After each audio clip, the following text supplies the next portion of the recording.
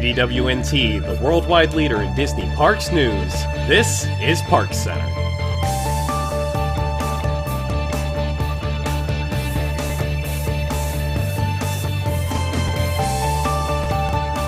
Hello there, everybody. Welcome to this week's edition of ParksCenter. Joining me on tonight's show, we have Fig. Hi. Jill. Hello. Nathan. Good evening from the Sunshine State. And Pete. Sivako. Hey. Rise to the challenge. Oh, speaking of things that didn't rise to the challenge. Oh my god.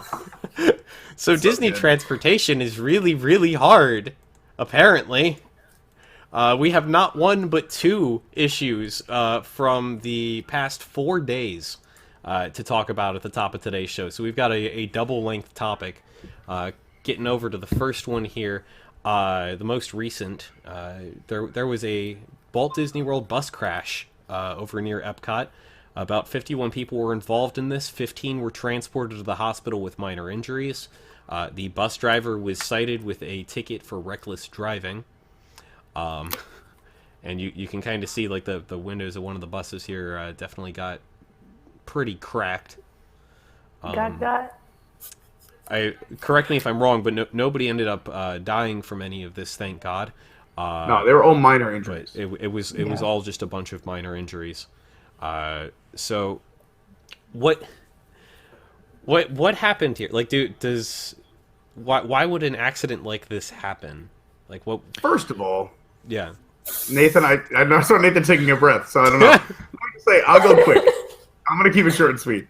One, in the article, if you read it, the driver was 21. I've never seen a bus driver under the age of like 40 at Walt Disney World, and I'm there a lot. How is this 21-year-old driving a bus? That is crazy. Two, thank God only 15 people were hurt with minor injuries. That's great. You know, like, I'm happy. It's not great, but I'm happy for them that no one had a serious injury. However, they didn't report the other 36 people had the best fast passes of their entire life. So that's probably a good thing. You know what? It's a minor bus accident. To be honest, with how closely people cover Walt Disney World and how they jump on every news story, for there to be like this accident once in the last many years with the second largest transportation company in Florida State, this is not a big deal. We tend to overreact. All Disney news is big news. This is not that big. The monorail is a bigger issue. It's sad, crazy, but it happens. though, in terms It's of not like that the crazy. size of the story. No, I mean the size of the story. Like, I went on that sure. guy's Twitter who posted the pictures, and I swear there were like 50 news outlets that were asking him permission to use his photos. Did he want to be interviewed for the story? I mean, people were going crazy over this story in like regular local news outlets in Orlando. Right. That I thought That's was because- for a... Go ahead. Well, I mean, it's a large narrative that's been created over the last year. We had a gentleman die in an accident involving a vehicle. We have this accident that's involving a vehicle. We have monorail issues every week. And so there's a larger narrative at play here, which is Disney is losing touch with how to transport people. Now, I agree with Pete. It's not that big of a deal. I think if they had a pretty clean year and it was not a lot of accidents and it wasn't a big problem, we would kind of go, oh yeah, look at that 21-year-old. It happens. But because there's this larger narrative, like, it's hard to ignore. But you're looking at For most all people. transportation. In terms of a bus accident, I mean, you're looking at the second largest fleet in Florida, like I said. And how often do you see a bus accident? Yeah. Very rarely. The monorails Correct. should, in my opinion, be in their own little nugget, because those we know are way overdue for an upgrade. There's so many problems, and there's not new ones on order, which is a major trifecta of you're in big trouble. Sorry, Fig. Yeah, like a bus crash You're good. a bus crash isn't like a Disney specific thing. It can happen in any locale or area. Although, having just gotten back from Disney, like, there are a number of really packed buses, like uncomfortably packed. There are more people that should safely be in this bus right now. And situations where like you have a bus driver that's maybe distracted from the sheer number of people causing havoc within the bus, and like really just short breaks, like braking right at the last second. You see everyone like jolt forward, and it's always a weird experience. You're like, oh, is this safe? Should I be here? It's always Yeah. against Yeah, and I completely agree with your point, Nathan, that this is part of a bigger narrative. You know, it's a matter of they're having difficulty with getting people around the parks, and there doesn't seem to be a lot of attention paid by Disney to it if they're putting 21-year-olds who are recklessly driving. Like, it would even be one thing if this accident was a legitimate accident or something, but it was bus driver error for whatever reason, probably not great training. You've got these packed buses where people are basically spilling out the door. You've got lines for monorails. You've got lines for any of the resort launches. Geez, if you're trying to take the Friendship boat from Studios to Epcot, you're going to be waiting a really long time.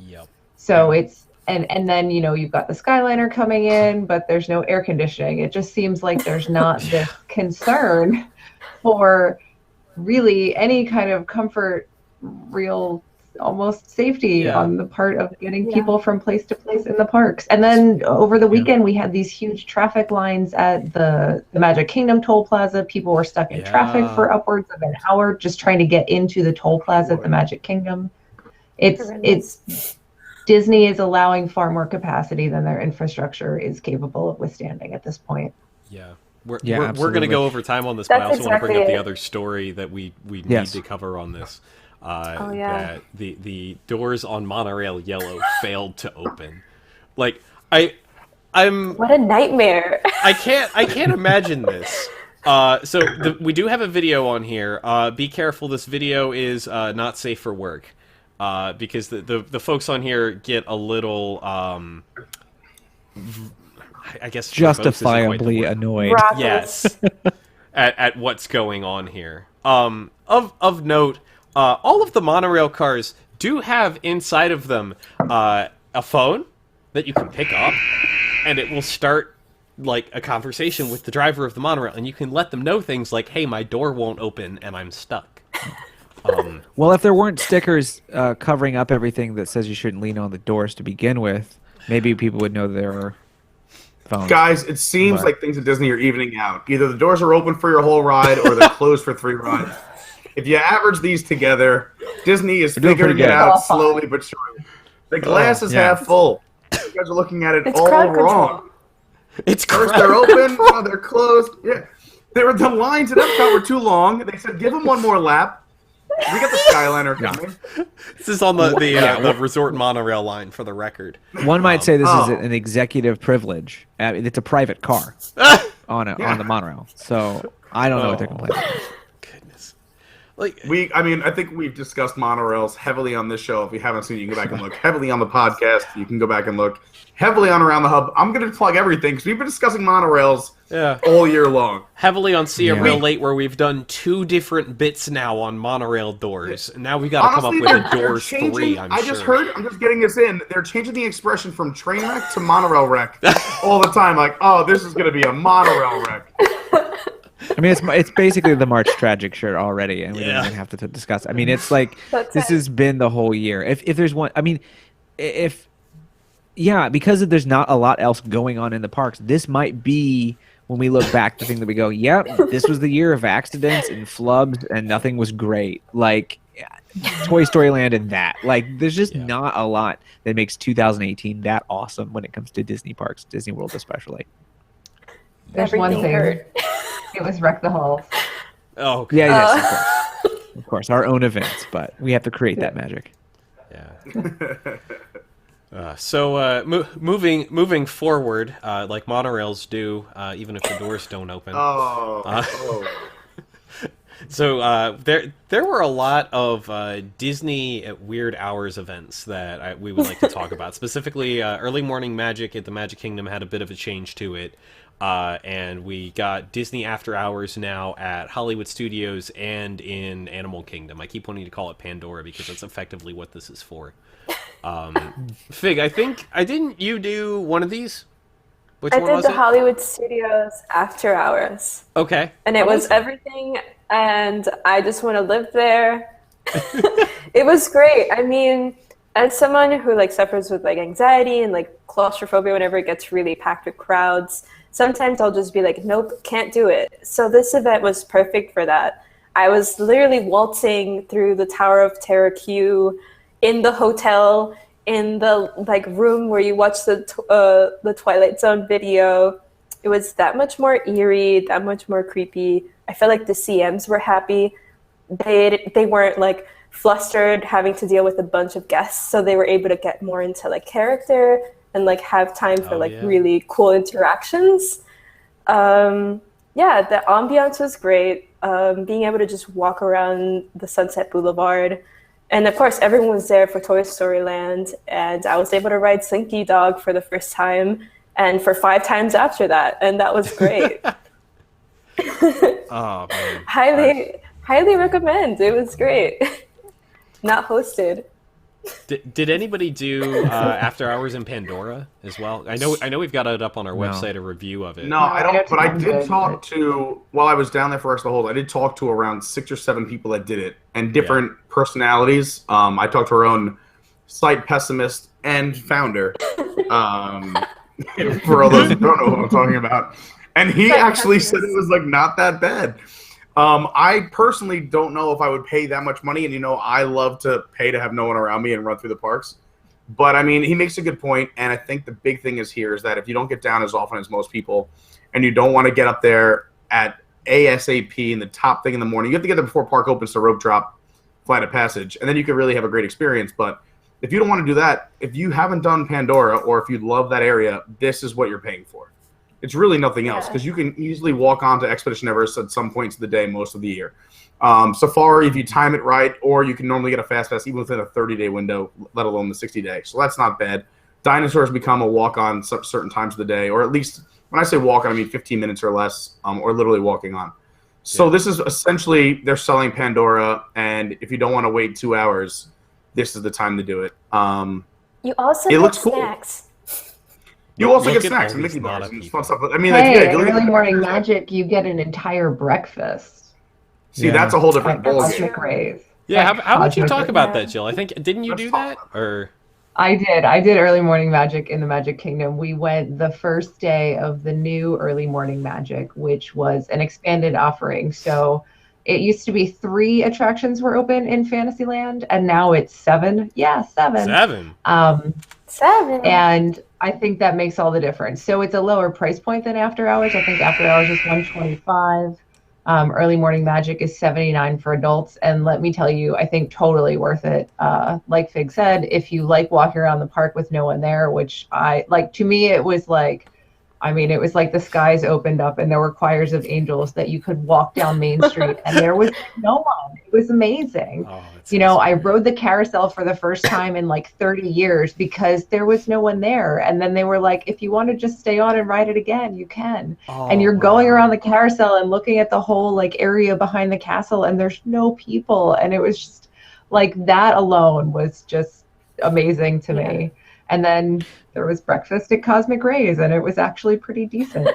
For the first time that ever. I think was right. The one thing that I think was different compared to, I think there were a lot of similarities to things Fig was describing about After Hours, but except for the one thing was the cast members. They all kind of looked like, because there's so few people there, they all kind of looked like, did you really make me come in early for this?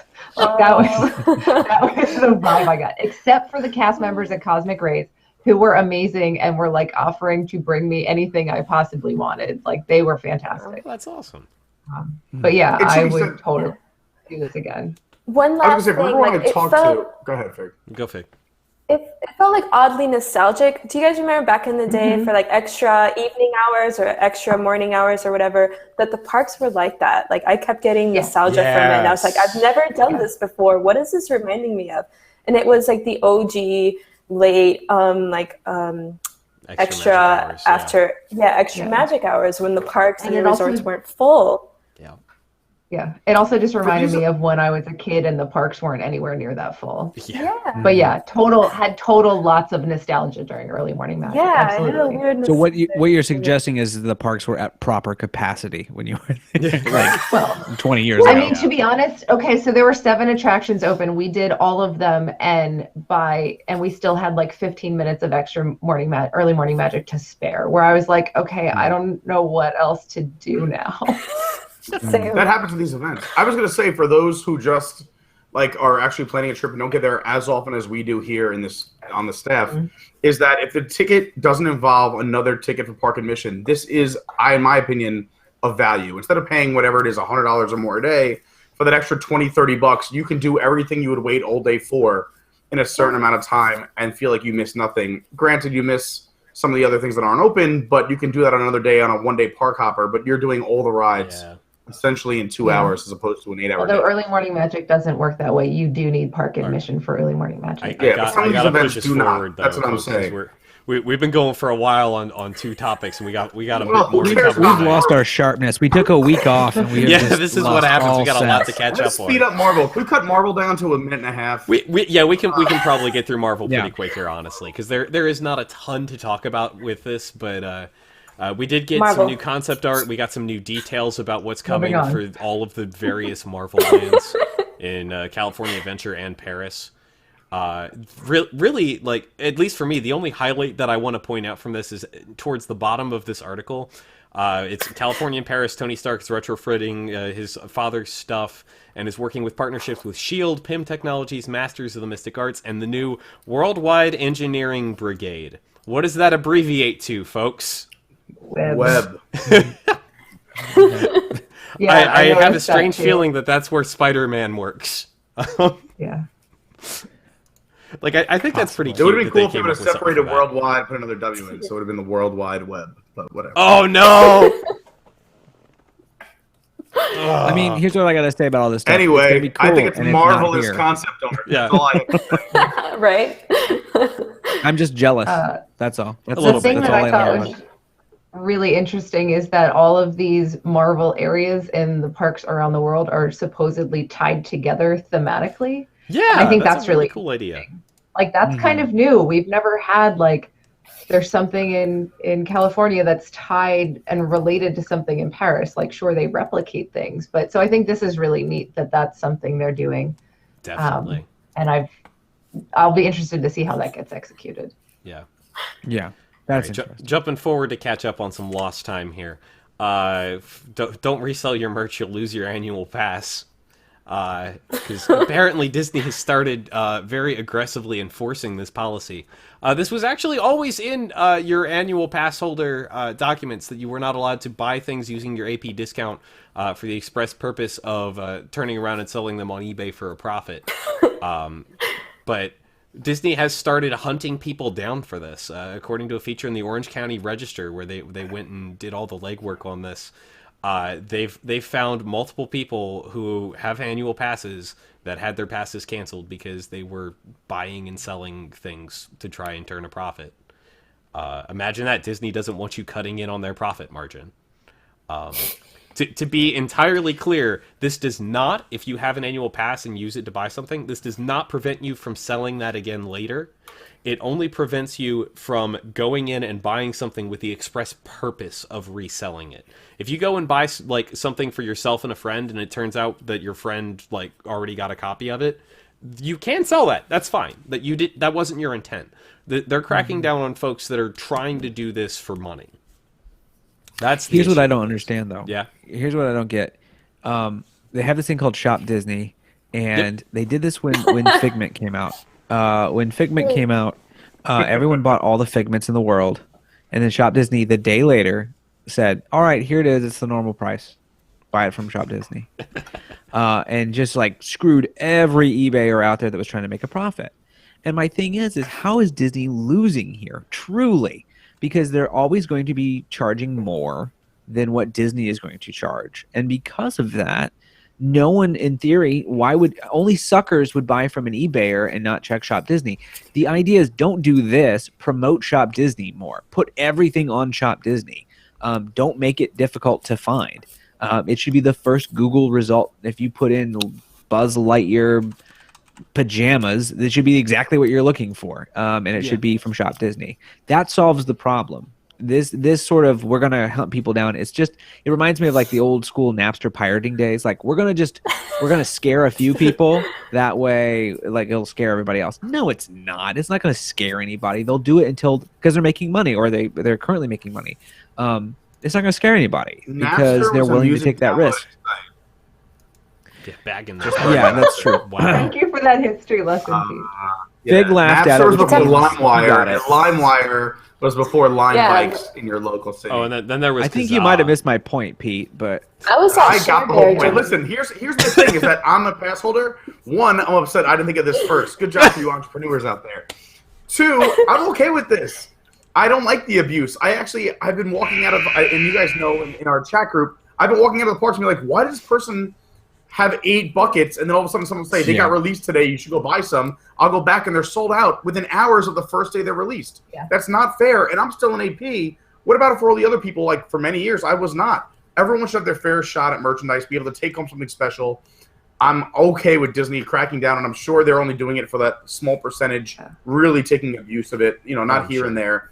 The So, folks I'm walking out of the totally- park with 20 popcorn buckets. Yeah. I appreciate Yeah, that Disney's there really ridiculous. is nothing in this for Disney, and they're doing it for the guest, and they're not doing it for their own pocket. Because Disney's making Right, the but- money no matter who buys the item, but Yeah. this is like Right. they're doing it for the guest and not for themselves. But the issue then is just they need to have better stock. Like we wouldn't have this problem if Disney understood that they're No, going to lose. I 20 per totally person. Like, disagree. I think there should be limited edition merchandise. I think people want And, limited and I edition also merchandise. think that it's hard Yeah. for Disney to know what will be the popular item, what they're going to get stuck with. Yeah. And look at some of the Magic fans from Epcot 35th. They sold out of one Right. style, the other ones are still available. 15 They're on months the that's out. why I go to the warehouse. Nathan wins. I don't see the problem here. But mine's really cool. It says Reflections of Earth. Mine didn't work. Oh, half the you want time to talk I was about in Reflections of Epcot. I was Earth? so Oh, angry. let's jump ahead of category. Here we We'll go. we'll come back to Hollywood. Let's talk about Illuminations, Pete. It's the best. So we've got 2 topics tonight on holiday overlays and shows in the parks. Let's talk a little bit about Epcot. I think Pete wants to start this one off. You're a He's fan crying. of the show, yeah. You see I'm that? gonna keep it. I'm gonna keep it short and sweet. Baby Pete. It is the most beautiful thing that Disney may have ever done. I mean, throw princesses out the window. This is so beautiful. It is the perfect. Listen, everyone knows how I feel about Illuminations, and it's the story behind it that the whole world needs to come together. And this was progressive way before we had like the globalization of our economy and our social media and everyone being so connected around the planet. Now let's all work together to make a better place. And then the Let There Be Peace on Earth finish to Illuminations they do during the holidays, and this is the last year they're doing it, is the most beautiful thing in the entire world, in my personal opinion. And everyone should go see it. And if you haven't, we have a great video of it up on the website at WWNT. And that is all. You guys can go from there. If I speak more, it's going to be a train wreck. I'm sorry, a monorail wreck. Monorail wreck. There, yeah. I'll be honest. I What haven't else did you seen want to the cover tag for here? this, but Just I- we're just Go talking to Hollywood. elimination. Go to Hollywood because Yeah. Ben's fired up about Hollywood. no, I saw a I feel very like fired up there's a Ben little bit in more to Hollywood. talk about here without just saying latkes and being upset Sorry. about that. I There wanna is the share- whole holidays around the world Yeah. food booths and everything like Oh, that. yeah, that happened too. Like that was So that was pretty solid. Nathan, you should talk about that. Oh yeah, sure. Sure. The food There are yeah. some good stuff and there's a lot of bad stuff, and I reviewed all of it, and it's pretty middling. And if you want to make it a lot No. easier on yourself, I wrote a new article that tells you the 7 best items, which has either been published or will be published soon. I don't really It's in remember. I think it's published. Fig Let knows. me- Fig let me knows see. all. Find the So I think saying a lot of bad stuff is Yes. exaggerating. It's not like it's No, I it's disagree. I think bad. It's a lot I of would bad say stuff. bad because it's middling. Like I expect It's more, very- and especially because it comes right after Food and Wine. Like it's silly that they just. It's such the redheaded stepchild when it comes to their festivals. Like they always are like, well, we got these other 2 that are more important, and people come to it, and they don't put in and invest the time that they need to invest in doing it. Was the lamb kebab on your top 7 best, Nathan? It was disgusting. It Yeah. was terrible. No, Mine was- I had a good It was one. garbage. Oh, fight! Here we Oh, it go. was garbage. Hey, hey, I hey, threw hey! it out. I can only I took tell 2 you what and I threw it out. experienced. I can only Oh tell you what my I God. experienced. And that's my other I problem with threw the it out. festival, I never which is threw the anything out. difference between a good one and a bad one is literally a plate. Like, I That's don't the problem. throw out Oh. food and I throw it Yeah. out. I don't know let's what's happening, test, but everyone but- should turn it off. I'm a little concerned. Uh, Pete, is your chest hurting? Is that what's going on? My chest is Right? healing. And From we'll the talk about that in the waxing. post show. It's nothing to do with Epcot. I mean, again, food reviews are who eat it. I thought the I food wanna- was 50-50. Jill, go I want to ahead. mention briefly the holidays around the world, the live shows at all of the different pavilions. Yeah. So first of all, if you get to do anything, do Norway. The Norway show is so cute and so funny. I watched it and then I had to go back and watch it again because I loved it so much. It made me laugh. Voices of Liberty and American Adventure are Yes. amazing as always. That was a fantastic show and it was so nice to get up close and personal with them. They stuck around and met people afterwards. It was great. But yeah, definitely make time to check out the live performances in the countries because they were fantastic. It really is underrated, yeah. There's a Santa Claus that I actually didn't see when I went to Epcot, but I keep seeing him on like Instagram and stuff, and he has the most hearty chuckle, and it's perfect. Like he is Santa Claus. It's great. Like I kind of want to go back and just to see him. Well, I mean, yeah, they get Santa for this stuff. Like that's the point. Yeah, Le Befana in Italy tells a really cool story. There's a really great version in France. They do a really cool show as well. I'd say the top three, with the exception of Santa, would probably be Norway, number one, and then a tie between Italy and France. That's Yeah. Yeah, and Belle is in her Christmas And Belle. gown as well. Yeah. So that's Her a big deal for enchanted some people. Christmas. Oh, speaking And of so Christmassy Christmas. things that have Belle in them, Christmas. let's go over to Hollywood Studios because they've got a projection pre-show over there that I have. I like opinions this, on. and you guys hate it, and I Yep. don't I understand love it. you. I like it So too. go ahead. Good Fig, you get it too. I don't know. Ben, I like All it. right. I'm about as good as that lamb in Morocco. It's ready for the trash can. all right. All right, I'm Ben. gonna lay into this for a minute because I have strong and opinions. then give me. on this. I get time for rebuttal. I will give you Just so equal we're time. Oh no, he coming. I have an issue, a couple issues with this show. First off, I really don't think that projection mapping is strong enough to hold an entire show on its own. Granted, this is a pre-show to the fireworks, but the fireworks themselves really aren't anything to write home about, and so I've honestly, after standing around for a while to watch this, and then Jingle Bell, Jingle Bam afterwards, I felt like it was just a waste of my legs. The audio for two segments of this show really bothers me. For the first one, for the Tron Legacy section, I am very upset. They ruined Daft Punk's soundtrack. They put so much effort into the soundtrack. This is a 90-minute Daft Punk music video, and they go and they butcher it. And then there's the Guardians of the Galaxy segment, which is a movie franchise that is incredibly well known for using music from the 80s, and they go and put the most generic garbage nonsense in this show that I could not stand it. And you're I just yield the discussing remainder of my movie time one? to Nathan to rebut me. Are you just talking about the movie projection show? Yes, Or- at this point I am. Okay, and well, that's copyright issues. No, with are you Guardians talking for about sure. the Sunset Seasons? I thought you were talking about Sunset nonsense? Seasons.